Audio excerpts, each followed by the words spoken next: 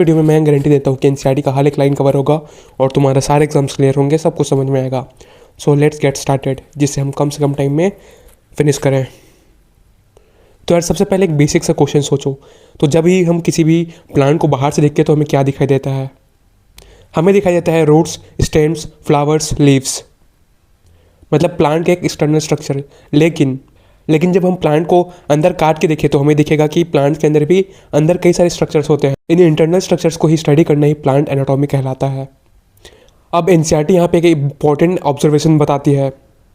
अगर हम different plants के इंटरनल स्ट्रक्चर कंपेयर करें तो हमें सिमिलैरिटीज़ भी मिलेंगे और डिफरेंसेस भी मिलेंगी।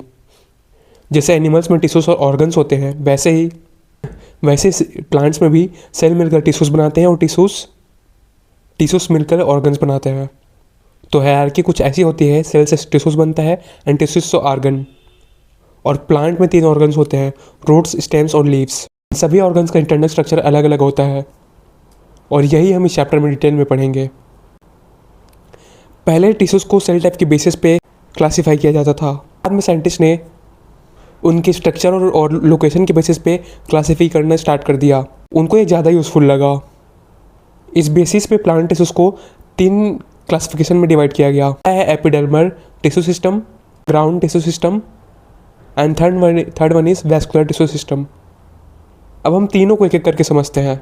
एपिडर्मल टिश्यू सिस्टम, नाम से समझ में आता है एपी मतलब आउटर, तो इसलिए epidermal tissue system plant body का आउटर मोस्ट कवरिंग बनाता है, मतलब प्लांट की स्किन। इसका मेन काम है protection. Epidermal generally single layered होती है, मतलब इसमें सिर्फ सेल की एक लेयर होती है। ये सेल्स काफ़ी टाइटली पैक्ड होते हैं ताकि कॉन्टिन्यूस प्रोटेक्टिव लेयर बन सके। अगर सेल्स के बीच गैप होंगे तो प्लांट इजीली डैमेज हो सकता है, इसलिए एपिडर्मिस कॉम्पैक्टली अरेंज्ड सेल से बनी होती है। एपिडर्मल सेल्स, एनसीईआरटी कहती है कि एपिडर्मल सेल्स पैरेन्काइमस नेचर के होते हैं, मतलब living cells and thin wall. इन सेल्स में जनरली साइटोप्लाज्म कम होता है और वैक्यूल बड़ा होता है। लार्ज वैक्यूल होने से सेल का जो टर्जल प्रेशर है वो मेंटेन होता है। एपिडर्मिस के आउटर साइड पे एक वैक्सी थिक लेयर होती है जिसे हम क्यूटिकल कहते हैं। क्यूटिकल का मेन फंक्शन है वाटर लॉस का प्रिवेंट करना, लेकिन यह एक इम्पॉर्टेंट एक्सेप्शन है। रूट्स में क्यूटिकल एब्सेंट रहता है। अब तुम लॉजिक समझो, रूट का काम है वाटर एब्जॉर्ब करना, तो अगर वैक्स लेयर होगा तो वाटर अंदर नहीं आ पाएगा, तो इसीलिए क्यूटिकल नहीं होते रूट में। अब आते हैं हम स्टोमेटा पे। तो स्टोमेटल लीव्स में प्रेजेंट एक स्पेशलाइज्ड स्ट्रक्चर होते हैं। इसका मेन फंक्शन है ट्रांसप्रेशन और गैस एक्सचेंज, मतलब प्लांट में कार्बन डाइऑक्साइड और ऑक्सीजन का एक्सचेंज स्टोमेटा के थ्रू करता है। हर स्टोमेटा में एक ओपनिंग होते हैं जिसे हम स्टोमेटल पोर कहते हैं। इस पोर को सराउंड करते हैं 2 गार्ड सेल्स। गार्ड सेल्स का मेन फंक्शन है स्टोमेटा को बंद और क्लोज करना। Generally guard cells bean shaped होते हैं, लेकिन ग्रासेस में गार्ड सेल्स डंबल शेप्ड होते हैं।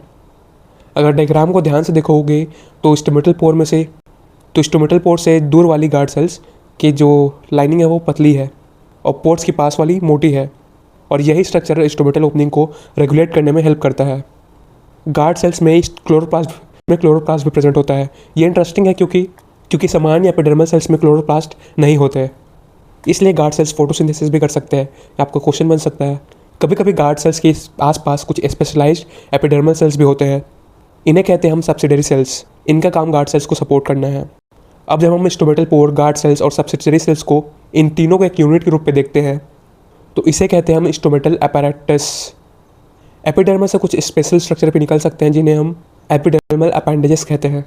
इनमें 2 मेन टाइप्स होते हैं, पहला है रूट हेयर्स एंड दूसरा trichomes. Root hairs actually epiblema cells की यूनिसेलुलर इलोंगेशंस होती है। एपिब्लेमर रूट की आउटरमोस्ट लेयर होती है। रूट हेयर का मेन फंक्शन है कि वाटर एब्जॉर्ब करना, मिनरल एब्जॉर्ब करना। Root hair surface area increase कर देते हैं जिससे एब्जॉर्प्शन इफिशिएंट हो जाता है। और स्टेम में जो एपिडर्मल हेयर होते हैं उन्हें हम ट्राइकोम्स कहते हैं। और ये चीज़ याद रखना कि स्टेम में जो एपिडर्मल हेयर होते हैं उनको ही हम ट्राइकोम्स कहते हैं। ये एमसीक्यू आपका बन सकता है। रूट हेयर यूनिसेलुलर होते हैं, लेकिन ट्राइकोम्स मल्टीसेलुलर होते हैं। यूजुअली मल्टीसेलुलर होते हैं। ट्राइकोम्स हो सकते हैं ब्रांच्ड, अनब्रांच्ड, कुछ सॉफ्ट या कुछ कड़क स्टिफ। कुछ ट्राइकोम्स सेक्रेटरी भी होते हैं और ये वाटर लॉस रिड्यूस करने में हेल्प करते हैं। अब हम आते हैं ग्राउंड टिश्यू सिस्टम पर। एनसीईआरटी से बहुत सिंपल तरीके से डिफाइन करती है। एनसीईआरटी कहते हैं कि एपिडर्मल और वैस्कुलर बंडल को छोड़कर प्लांट बॉडी की बाकी टिश्यू ग्राउंड टिश्यू है। मतलब प्लांट का मेजर बल्क ग्राउंड टिश्यू ही होता है। Ground tissue mainly simple tissue से बना होता है, जैसे parenchyma, sclerenchyma and collenchyma.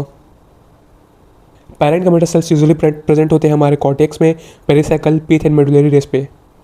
Leaves में ग्राउंड टिश्यू को हम मेसोफिल कहते हैं। मेसोफिल टिश्यूज थिन वॉल्ड होती है, मेसोफिल सेल्स थिन वॉल्ड होती हैं और इनके अंदर क्लोरोप्लास्ट भी होता है, इसलिए मेसोफिल फोटोसिंथेसिस का मेन साइट होता है। अब तीसरा टिश्यू सिस्टम आता है वैस्कुलर टिश्यू सिस्टम। ये प्लांट में ट्रांसपोर्ट सिस्टम की तरह काम करता है। इसमें दो कॉम्प्लेक्स टिश्यूज होते हैं, जिसमें होता है जाइलम एंड फ्लाइम। जाइलम का मेन फंक्शन है वाटर एंड मिनरल्स को रूट से शूट तक ट्रांसपोर्ट करना, और फ्लोएम का मेन फंक्शन है फूड को ट्रांसपोर्ट करना। जब जाइलम एंड फ्लोएम साथ में अरेंज होते हैं तो वो बनाते हैं वैस्कुलर बंडल्स। यही पे एनसीईआरटी बताती है कि डाइक्योट स्टेम में कैम्बियम प्रेजेंट होती है। जाइलम एंड फ्लोएम के बीच में क्या प्रेजेंट होती है, कैम्बियम, और किसमें, डाइकॉट स्टेम में। डाइकॉट मतलब वो प्लांट जिनके सीड्स दो हिस्से में बढ़ सकते हैं, जैसे कि चने, मटर, क्योंकि cambium secondary xylem and secondary phloem tissues form करती है और इसलिए इसे ओपन वैस्कुलर बंडल्स कहते हैं। जबकि मोनोकॉट्स में कैम्बियम नहीं प्रेजेंट होता तो सेकेंडरी जाइलम एंड फ्लोएम भी नहीं फॉर्म होंगे और इसलिए इसे क्लोज्ड वैस्कुलर बंडल कहते हैं। अब यहाँ दो और वर्ड्स को समझो, एक है रेडियल और एक कॉन्जॉइंट। इस फिगर को देखो, ये है रेडियल जहाँ पे जाइलम और फ्लोएम अल्टरनेट वेज में प्रेजेंट है, और ये है कैम्बियम जहाँ xylem and phloem jointly situated है। ये वाला कॉन्जॉइंट क्लोज्ड फिगर है क्योंकि कैम्बियम नहीं प्रेजेंट है, और ये वाला कॉन्जॉइंट ओपन का फिगर है क्योंकि कैम्बियम प्रेजेंट है। कॉन्जॉइंट टाइप स्टेम्स और लीव्स में कॉमन है। Conjoint type stem and leaves में कॉमन है, जिसमें फ्लोएम जाइलम के आउटर साइड में प्रेजेंट है। अब हम प्लांट्स के रूट की एनाटॉमी समझेंगे, लेकिन उससे पहले एक इंपॉर्टेंट बात, रूट दो टाइप के प्लांट्स में अलग अलग एनाटॉमी दिखाते हैं, dicot root and monocot root. NEET में इन दोनों का कंपैरिजन बहुत इंपॉर्टेंट है। इसमें हम पहले डाइकॉट रूट इसलिए हम इसमें डाइकॉट रूट पढ़ेंगे, देन मोनोकॉट रूट। अब हम देखते हैं internal structure of dicot root. अगर हम डाइकॉट रूट का ट्रांसफर सेक्शन ले, यानी रूट को क्रॉस सेक्शंस में काट के देखें, तो हमें कुछ लेयर्स दिखाई देती है। ये लेयर बाहर से अंदर की तरफ इस ऑर्डर में होती है, epiblema, cortex, endodermis, pericycle, vascular bundles and pith. अब इन सबको एक एक करके समझते हैं। पहला है एपिब्लेमा, ये सबसे आउटर लेयर होती है, इसे कभी कभी पिलीफेरस लेयर भी कहा जाता है। अब पिलीफेरस लेयर का मतलब समझो, पिलीफेरस का मतलब होता है हेयर। इससे हेयर्स या फिर रूट हेयर्स निकलते हैं, इसलिए इसे हम पिलीफेरस लेयर कहते हैं। एपिब्लेमा सिंगल लेयर्ड होती है जिसका थिन वॉल होता है। एपिब्लेमा के कुछ सेल्स लंबाई में बढ़कर रूट हेयर्स बनाते हैं। Root hairs actually unicellular elongation of epiblema होते हैं। इनका मेन फंक्शन है water absorption and mineral absorption. Root hair surface area increase कर देते हैं, जिसमें एब्जॉर्प्शन एफिशिएंट हो जाता है। एपिब्लेमा के अंदर होते हैं कॉर्टेक्स। कॉर्टेक्स के लेयर से बना होता है। कॉर्टेक्स सेल जनरली पैरेन्काइमेटस होते हैं। इन सेल्स के बीच इंटरसेलुलर स्पेसेस भी प्रेजेंट होते हैं। इंटरसेलुलर स्पेसेस का बेनिफिट क्या है, ये गैस एक्सचेंज और मूवमेंट ऑफ सब्सटेंस को आसान बनाता है। कॉर्टेक्स बेसिकली स्टोरेज टिश्यू की तरह भी काम करता है। कॉर्टेक्स की सबसे अंदर लेयर होती है एंडोडर्मिस बहुत इंपॉर्टेंट लेयर है। इसके सेल्स बैरल शेप्ड होते हैं। इन सेल्स के वॉल्स में स्पेशल थिकनिंग होती है, जिसे कैस्पेरिन स्ट्राइप्स कहते हैं। कैस्पेरिन स्ट्राइप्स यूजुअली सुबेरिन डिपॉजिट से बनती है। सुबेरिन एक वाटरप्रूफ सब्सटेंस होता है। अब लॉजिक समझो। एंडोडर्मिस रूट्स के अंदर जाने वाले वाटर एंड मिनरल्स को रेगुलेट करती है। कैस्पेरिन स्ट्राइप्स वाटर को सेल्स वॉल के थ्रू मूवमेंट करने से रोकती है। इससे प्लांट डिसाइड कर सकता है कि क्या अंदर जाने देना है और क्या नहीं। इसलिए एंडोडर्मिस को सिलेक्टिव लेयर भी माना जाता है।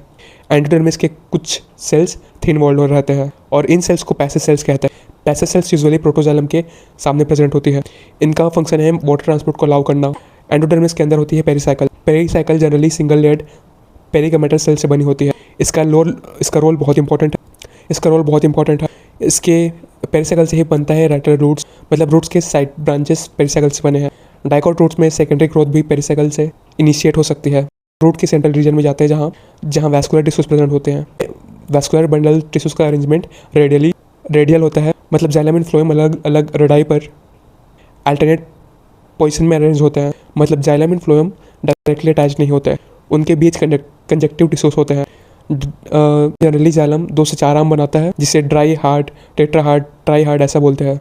जाइलम का अरेंजमेंट एक्सार्क होता है। एक्जार का मतलब होता है protoxylem outer side and metaxylem inner side. Dicot root में पिथ बहुत स्मॉल या फिर इनकॉन्स्पिशियस होता है। कभी कभी पिथ ऑलमोस्ट एब्सेंट भी हो सकता है। एंडोडर्मिस का पूरा रीजन, अंदर का रीजन स्टील कहलाता है। इसी के अंदर शामिल होता है पेरिसाइकल, वैस्कुलर टिश्यू और pith. Internal structure of monocot root. अब हम मोनोकोट रूट्स के बारे में जानते हैं। और मोनोकोट रूट का बेसिक स्ट्रक्चर डाइकोट रूट जैसे ही होती है, लेकिन कुछ इंपॉर्टेंट डिफरेंसेस होते हैं। लेयर्स वही होती है, epiblema, cortex, endodermis, pericycle, vascular bundles, pith. लेकिन डिटेल बदल जाती है। एपिब्लेमा सिंगल लेयर होती है, इससे रूट हेड्स निकलते हैं। क्यूटिकल यहाँ भी एब्सेंट होता है। कॉर्टेक्स वेल डेवलप्ड होते हैं, पैरेन्किमेटा सेल से बने हुए होते हैं। इनके अंदर भी सेलुलर स्पेसेस प्रेजेंट होते हैं। एंडोडर्मिस क्लियरली विजिबल होते हैं। कैस्परिन स्ट्राइकल्स सिंगल लेयर्ड होती हैं, लेकिन मोनोकॉट रूट में सेकेंडरी ग्रोथ ज़्यादा इंपॉर्टेंट है। मोनोकॉट रूट का सबसे इंपॉर्टेंट फीचर है पॉलीआर्क जाइलम। मतलब जाइलम बंडल्स की संख्या बहुत ज़्यादा होती है, छः से ज़्यादा हम बोल सकते हैं, इसलिए इसे पॉलीआर्क जाइलम भी कहा जाता है। मोनोकॉट रूट में पिथ लार्ज एंड वेल डेवलप्ड होता है। यह डाइकॉट रूट से अपोजिट सिचुएशन है। इंपॉर्टेंट चीज़ों को वापस से समझते हैं। डाइकॉट रूट में 2 से 4 जाइलम आर्म्स होते हैं, पिथ स्मॉल होते हैं एंड सेकेंडरी ग्रोथ पॉसिबल है। मोनोकॉट रूट में पॉलीआर्क जाइलम होता है, पिथ लार्ज होता है एंड सेकेंडरी ग्रोथ एब्सेंट होता है। यहाँ से चैप्टर का लास्ट और बहुत इंपॉर्टेंट पोर्शन आता है। अब हम लीफ की एनाटॉमी देखेंगे। Internal structure of dicot stem. मान लो अब हम एक यंग डाइकॉट स्टेम का ट्रांसफर सेक्शन देखेंगे, यानी स्टेम्स को क्रॉस सेक्शंस पे काट कर देखते हैं। बाहर से अंदर की तरफ हमें कुछ लेयर्स दिखाई देती है, epidermis, hypodermis, cortex, endodermis, pericycle, vascular bundle, pith. अब इन सब को डिटेल में समझेंगे। सबसे बाहर होती है एपिडर्मिस, ये सिंगल लेयर सेल्स की बनी होती है। इसके ऊपर एक क्यूटिकल लेयर होता है जो वैक्सीन और वाटर लॉस को रिड्यूस करता है। पे स्टोमेटा और ट्राइकोम्स भी हो सकते हैं। एपिडर्मिस के जस्ट नीचे होता है हाइपोडर्मिस। डाइकोट स्टेम में हाइपोडर्मिस, कोलन केमेटस होती है। कोलन केमेटस सेल्स का मेन काम होता है मैकेनिकल सपोर्ट देना, इसलिए हाइपोडर्मिस कोलन केमेटस सेल का मेन काम होता है मैकेनिकल सपोर्ट देना, इसलिए हाइपोडर्मिस स्टेम्स को फ्लेक्सिबल स्ट्रेन देता है। हाइपोडर्मिस के अंदर होता है कॉर्टेक्स पैरेन्किमेटस सेल से बना होता है। इन सेल्स के बीच इंटरसेलुलर स्पेसेस भी प्रेजेंट होते हैं। कॉर्टेक्स का काम हो सकता है स्टोरेज एंड ट्रांसपोर्ट। कॉर्टेक्स की सबसे इनर लेयर होती है एंडोडर्मिस। स्टेम में एंडोडर्मिस को एक स्पेशल नाम दिया गया है, जिसको हम बोलते हैं स्टार्च शीथ, क्योंकि इस लेयर के सेल्स में स्टार ग्रेन्स प्रेजेंट होता है, इसलिए इसे स्टार शीथ कहा जाता है। डायग्राम में कॉर्टेक्स के अंदर की डिस्टिंक्ट सर्कुलर लेयर दिखेंगी, वही एंडोडर्मिस है। एंडोडर्मिस के अंदर होता है पेरिसाइकल सेल्स, स्क्लेरेनकाइमेटस, ये पैरेन्किमेटस हो सकते हैं। ये वैस्कुलर बंडल्स को सराउंड करते हैं और मैकेनिकल सपोर्ट भी प्रोवाइड करते हैं। Vascular bundles. अब हम स्टेम के सबसे इंपॉर्टेंट पार्ट पे आते हैं, which is vascular bundles. Dicot stem में वैस्कुलर बंडल्स रिंग फॉर्म में अरेंज्ड होते हैं। हर वैस्कुलर बंडल में 3 चीज़ें होती हैं, फ्लोएम, कैम्बियम और जाइलम, जिसमें फ्लोएम आउटर साइड होता है और कैम्बियर और जाइलम इनर साइड। क्योंकि कैम्बियम प्रेजेंट होता है, इसलिए डाइकोट स्टेम का वैस्कुलर बंडल ओपन टाइप होता है। कैम्बियम बाद में सेकेंडरी ग्रोथ भी कर सकता है। वैस्कुलर बंडल के बीच जो पैरेन्किमेटस टाइप होती है, उन्हें मेडुलरी रेस कहते हैं। इनका फंक्शन है radial conduction of water and food. Stem का सेंट्रल पार्ट होता है पिथ, जो कि पैरेन्किमेटस सेल से बना होता है। P for pith, P for parenchymatous cells 3 word होते हैं। यहाँ स्टोरेज फंक्शन भी हो सकता है। डायग्राम्स में सेंट्रल में जो बड़ा रीजन दिखेगा वही पिथ है। अब हम मोनोकोट स्टेम को देखते हैं। मोनोकोट स्टेम का स्ट्रक्चर डाइकोट स्टेम के स्ट्रक्चर से काफ़ी डिफरेंट होता है। सबसे बाहर एपिडर्मिस होती है, ये सिंगल लेयर्ड होती है और इस पर थिक क्यूटिकल हो सकती है। मोनोकोट स्टेम में हाइपोडर्मिस, स्क्लेरेनकाइमेटस सेल से बने होते हैं। इसे एमएस धोने से याद रख सकते हो। ये याद रखना, डाइकोट में कोलेनकाइमा और मोनोकोट में क्लेरेनकाइमा। स्क्लेरेनकाइमा मोनोकोट स्टेम को ज़्यादा रिजिड सपोर्ट देता है। मोनोकोट स्टेम में कॉर्टेक्स, एंडोडर्मिस और पेरिसाइकल क्लियरली सेपरेट नहीं होता। ये सब मिलके ग्राउंड टिश्यू बना लेते हैं, इसलिए मोनोकोट स्टेम में ग्राउंड टिश्यू होमोजीनियस होता है। मोनोकोट स्टेम का सबसे फेमस फीचर है वैस्कुलर बंडल्स स्कैटर्ड होते हैं, मतलब रिंग में अरेंज नहीं होते हैं। हर वैस्कुलर बंडल क्लोज टाइप होता है, क्योंकि मोनोकोट में कैम्बियम एब्सेंट होता है। क्योंकि मोनोकोट स्टेम में कैम्बियम प्रेजेंट नहीं होता, इसलिए ये सेकेंडरी ग्रोथ नहीं करता। अब हम देखते हैं एनाटॉमी ऑफ डाइकोट लीफ। अब हम डाइकोट लीफ का एनाटॉमी समझेंगे। और लीफ का ट्रांसफर सेक्शन लेने पे 3 मेन पार्ट। इसे हम एडेक्सियल एपिडर्मिस के नाम से जानते हैं। अपर वाले को यहाँ क्यूटिकल लेयर थिक होती है और लोअर एपिडर्मिस को हम एबैक्सियल एपिडर्मिस कहते हैं। लीफ के एपिडर्मिस में क्यूटिकल प्रेजेंट होते हैं। एबैक्सियल एपिडर्मिस के पास ज़्यादा स्टोमेटा होता है in comparison to adaxial epidermis. Upper and lower epidermis के बीच में जो टिश्यू होता है उसे हम मेसोफिल कहते हैं। मेसोफिल 2 पार्ट्स में डिवाइड होता है। पहला वाला है पेरिसाइड पेरेन्काइमा एंड दूसरा स्पॉन्जी पेरेन्काइमा। पेरिसाइड पेरेन्काइमा ये एलोंगेटेड सेल्स होते हैं, सेल्स क्लोजली पैक्ड होते हैं। ये क्लोरोफिल सेल से रिच होते हैं, इसलिए अब फोटोसिंथेसिस यही होता है। पहले सेट्स के नीचे होते हैं स्पॉन्जी पेरेन्काइमा। इसमें सेल्स लूजली अरेंज्ड होते हैं और इसमें इंटरसेलुलर स्पेसेस प्रेजेंट होते हैं। इनका मेन फंक्शन है गैस एक्सचेंज। लीफ के वैस्कुलर बंडल में जाइलम एंड फ्लोएम प्रेजेंट होते हैं। जाइलम जनरली अपर साइड पे होते हैं। मोनोकॉट लीफ का स्ट्रक्चर थोड़ा डिफरेंट होता है। मोनोकॉट लीफ आइसोबाइलेटरल होते हैं, मतलब अपर एंड लोअर सरफेस सिमिलर होते हैं। अपर एंड लोअर एपिडर्मिस दोनों प्रेजेंट होते हैं। अपर एपिडर्मिस में कुछ स्पेशल सेल्स प्रेजेंट होते हैं जिसे हम बोलीफॉर्म सेल्स कहते हैं। बोलीफॉर्म सेल्स लार्ज और थिन वॉल्ड होते हैं। इनका मेन काम है लीफ फोल्डिंग कंट्रोल करना, ड्राई कंडीशन में श्रिंक हो जाना, इससे वाटर लॉस रिड्यूस हो जाता है। मोनोकॉट सेल्स में वैस्कुलर बंडल्स पैरेलली अरेंज होते हैं। लीफ में मेसोफिल पेरिसाइड और स्पॉन्जी में डिफरेंशिएटेड नहीं होता या फिर यूनिफॉर्म होता है। मोनोकॉट लीफ्स में वैस्कुलर बंडल्स पैरेलल अरेंजमेंट में होते हैं। हर वैस्कुलर बंडल्स को बंडल शीथ सेल्स सराउंड करते हैं। Bundle sheath sales vascular bundles को प्रोटेक्ट करते हैं।